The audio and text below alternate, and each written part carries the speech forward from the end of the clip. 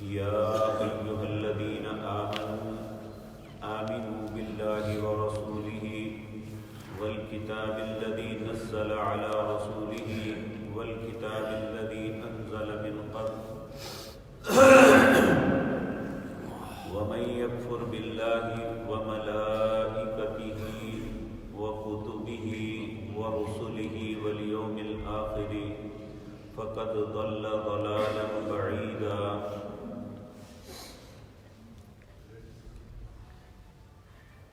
حضرات محترم، پچھلی آیت میں اللہ رب العزت اہل ایمان کو انصاف کا حکم دے رہے ہیں۔ جس طرح کہ میں عرض کیا کہ اس سورت کے اندر بہت سے احکامات ہیں۔ سب سے پہلے یتیموں کے حکم بتائے،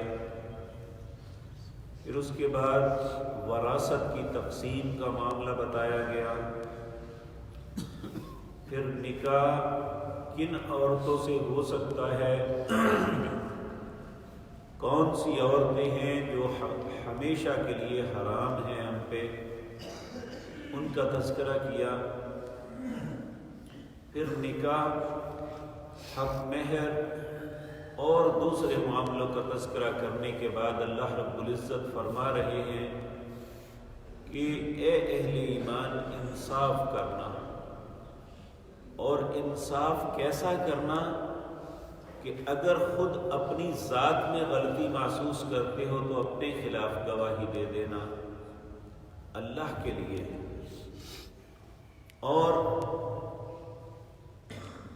اوِل والدین، والدین کے خلاف، حالانکہ والدین کا بڑا حق ہے، ان پہ ہمیشہ احسان کا حکم دیا گیا، لیکن اگر والدین جو ہیں ان کا موقف درست نہیں ہے تو اولاد اللہ کے لیے گواہی درست دے۔ اسی طرح رشتہ دار ہیں۔ تو اب اگلی آیت میں اللہ جو بات بتا رہے ہیں یہ بڑی اہم ہے، وہ یہ ہے اللہ اہل ایمان کو ہی مخاطب کرتے ہیں کہ یا ایھا الذین آمنوا، اے وہ لوگوں جو ایمان کے دعوے دار ہو، آمنو، تم ایمان لے آؤ۔ کس پہ ایمان لے آؤ؟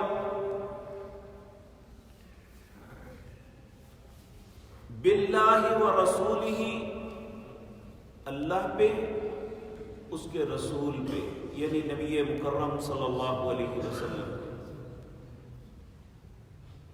وَآمِنُوا بِمَا الَّذِي نَزَّلَ عَلَى رَسُولِهِ، اس کتاب پر، وَالْكِتَابِ الَّذِي نَزَّلَ عَلَى رَسُولِهِ، اس کتاب پر جو اللہ نے نازل کی رسول پر، یعنی نبی کریم صلی اللہ علیہ وسلم پر، قرآن پر۔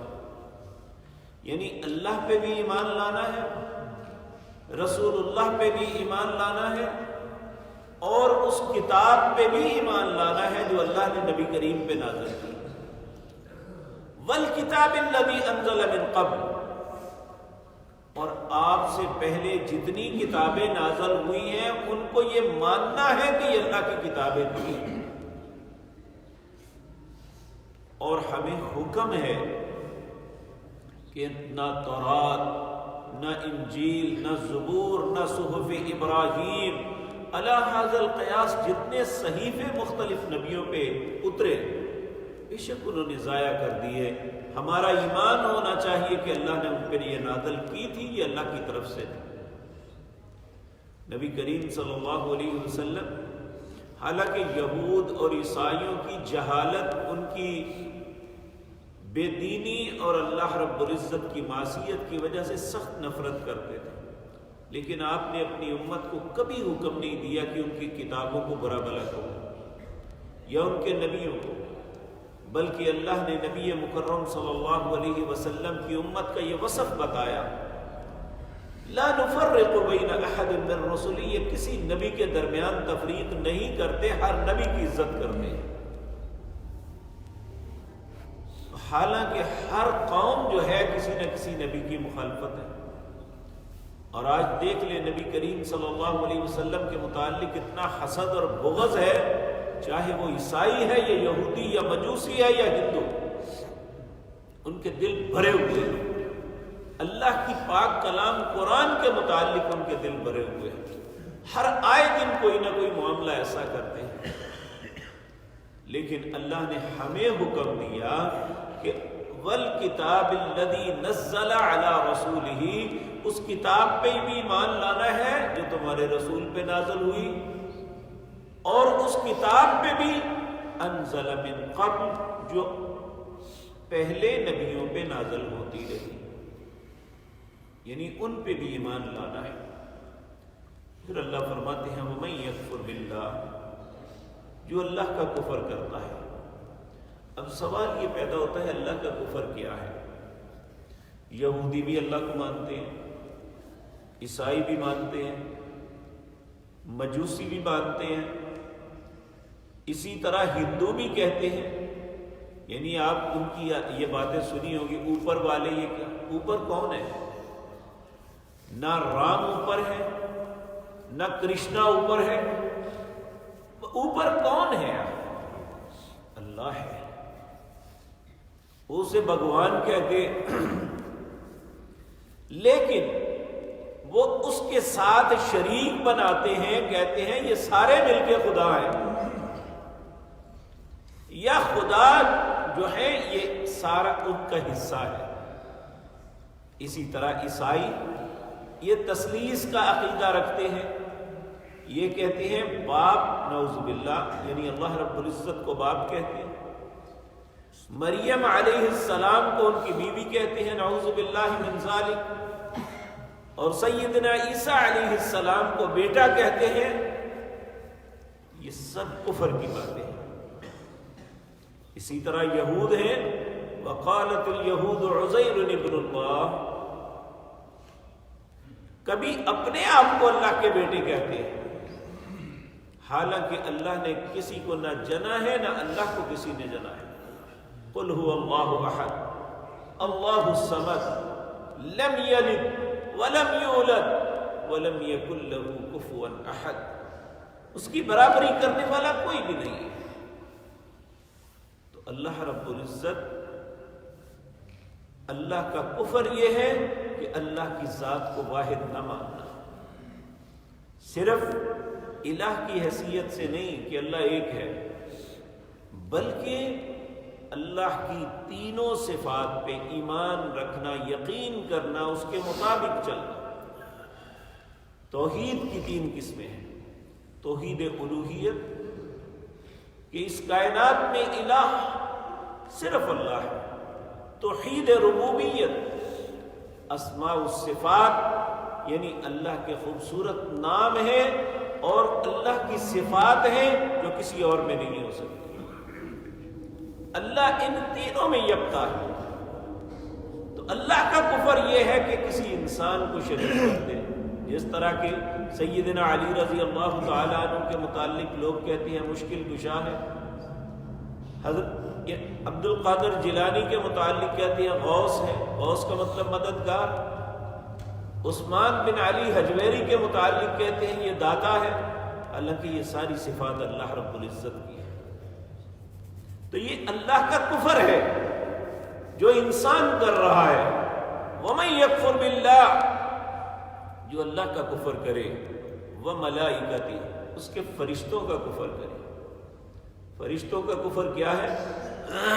مشرکین کہا کرتے تھے کہ فرشتے اللہ کی بیٹیاں ہیں، نعوذ باللہ، حالانکہ وہ اللہ کی مخلوق ہے۔ اور اسی طرح یہود جبریل سے نفرت کرتے تھے، ان سے دشمنی رکھتے تھے، یعنی ہر بندے نے ایک اپنا ہی معاملہ بنایا ہوا ہے۔ جس طرح آج ہم اپنے معاشرے میں دیکھتے ہیں، ہم دین کے دعوے دار تو ہیں لیکن ہر بندے نے اپنا دین خود بنایا ہوا ہے کہ جو میں کرتا ہوں وہ دین ہے، جو دوسرے کرتے ہیں وہ دین نہیں۔ حالانکہ نہ میرے کہنے پہ دین آپ بن سکتا ہے نہ آپ کے، بلکہ دین وہ ہے جو اللہ اور اس کے رسول نے حکم فرمایا، اس کے علاوہ کوئی چیز دین نہیں ہے۔ وہ ملائکتی، جو کفر کرے فرشتوں کا، وَكُتُبِهِ اللہ کی کتابوں میں سے کسی کتاب کا انکار کرے، وَرُسُلِهِ اللہ کے رسولوں میں سے کسی کی مخالفت کرے، کسی کو برا جانے، دل میں کسی کے متعلق بغض رکھے، یہ رسولوں کا کفر ہے، وَالْيَوْمِ الْآخِرِ قیامت کے دن کا انکار کرے۔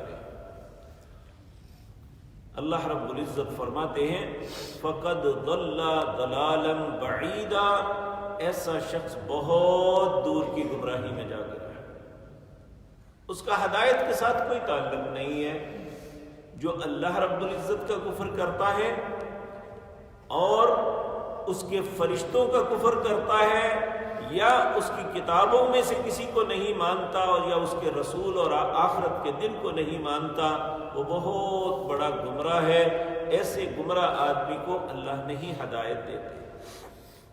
پھر فرمایا ان الذین آمنوا، بے شک جو لوگ ایمان لائے، ثم کفروا، پھر کفر کر دیا، ثم آمنوا ثم کفروا، پھر ایمان لائے پھر کفر کیا، یعنی یہ تماشا بنایا ہوا ہے، جب دل چاہا ایمان لے آئے، جس بات کو چاہا مان لیا، جس کو چاہا انکار کر دیا۔ کہا پھر کیا ہوتا ہے اس کا نتیجہ؟ ثم ازدادوا کفرا لم یکن اللہ، پھر اللہ اس کے کفر کو زیادہ کر دیتا ہے، اللہ کے ہاں وہ کچھ بھی نہیں ہے۔ اللہ رب العزت فرماتے ہیں لم یکن اللہ لیغفر لہم، نہ تو پھر اللہ اسے معاف کرتے ہیں، ولا لیہدیہم سبیلا، نہ ہی اس کے لیے سیدھے رستے کی رہنمائی رہتی ہے۔ اس لیے یہ یاد رکھیں کہ یہ طرز عمل بالکل غلط ہے کہ انسان جب چاہا کسی چیز کو مان لیا، جب چاہا چھوڑ دیا، یہ طریقہ کار اللہ کو قطعاً پسند نہیں ہے۔ بلکہ ایک مسلمان کی کیفیت کیا ہونی چاہیے کہ وہ یہ کہے سمعنا، اللہ کا حکم میں نے سن لیا، وَأَطَعْنَا، اب میں فرما برداری کروں گا، اس کے علاوہ مسلمان کے لیے کوئی رستہ نہیں ہے، اور یہی انسان کی ہدایت کا رستہ ہے، اور یہی اللہ کی خوشنودی اور اللہ کے قرب کا رستہ ہے۔ اللہ اسی رستے کو ہمیں اپنانے کی توفیق عطا فرمائے۔ اقول قولی ھذا واستغفر اللہ لی